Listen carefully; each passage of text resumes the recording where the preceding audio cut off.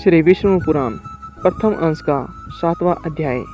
मरीचि आदि प्रजापतिगण, तामसी सर्ग, स्वयंभू, मनु और शतरूपा तथा उनकी संतान का वर्णन।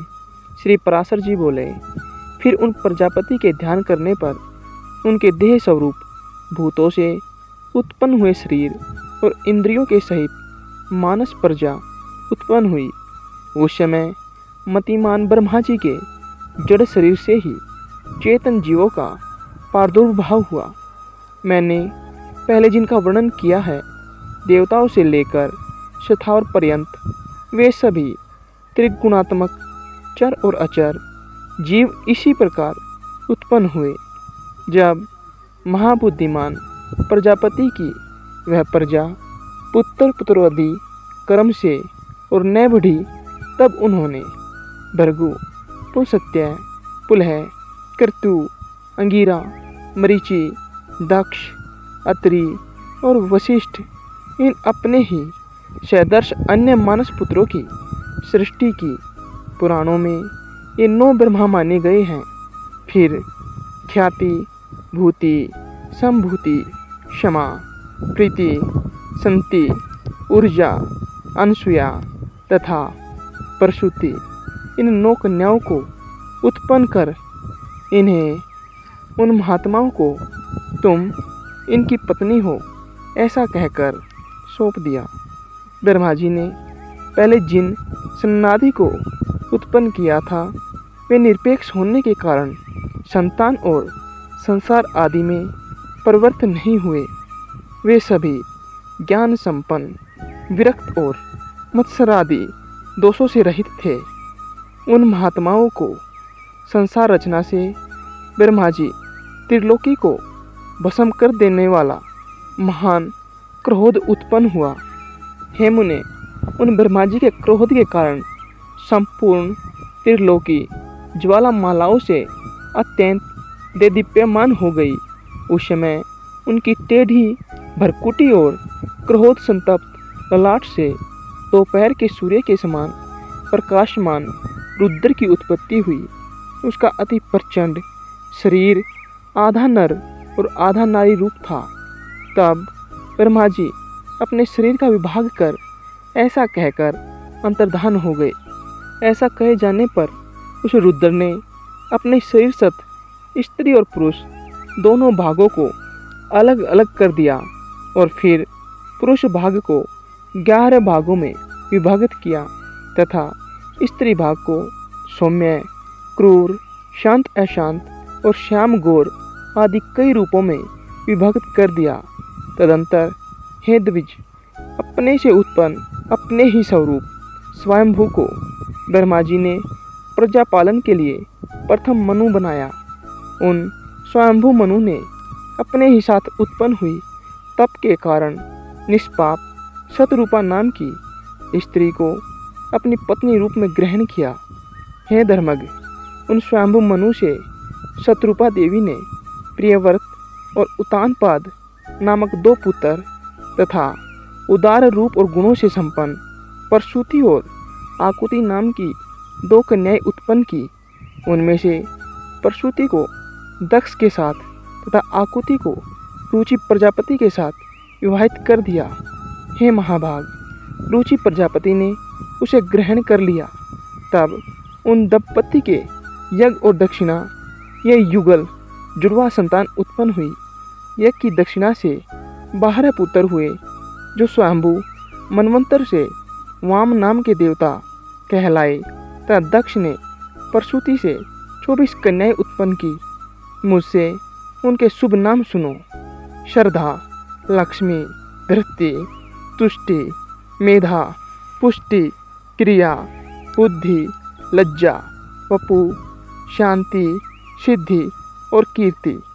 इन दक्ष कन्याओं को धर्म ने पत्नी रूप में ग्रहण किया।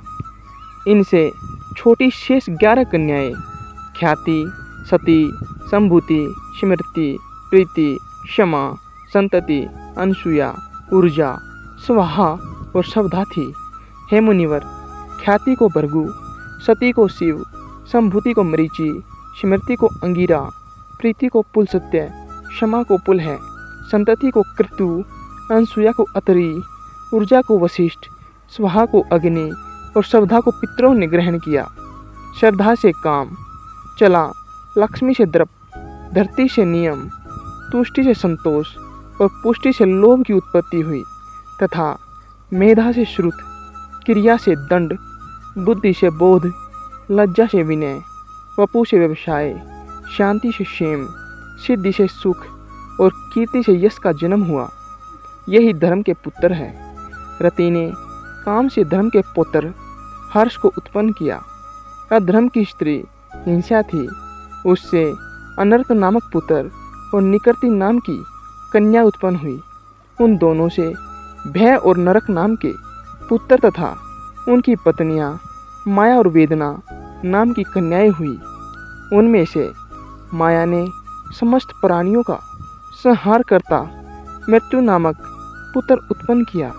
वेदना ने भी रौरव नरक के द्वारा अपने पुत्र दुख को जन्म दिया और मृत्यु से व्याधि, जरा, शोक, तृष्णा और क्रोध की उत्पत्ति हुई। ये सब अधर्म रूप है और दुखोत्तर नाम से प्रसिद्ध है, क्योंकि इनसे परिणाम में दुख ही प्राप्त होता है। इनकी न कोई स्त्री है और न संतान। ये सब ऊर्ध्व रेता है। हे मुनि कुमार, ये भगवान विष्णु के बड़े भयंकर रूप है और ये ही संसार के नित्य प्रलय के कारण होते हैं।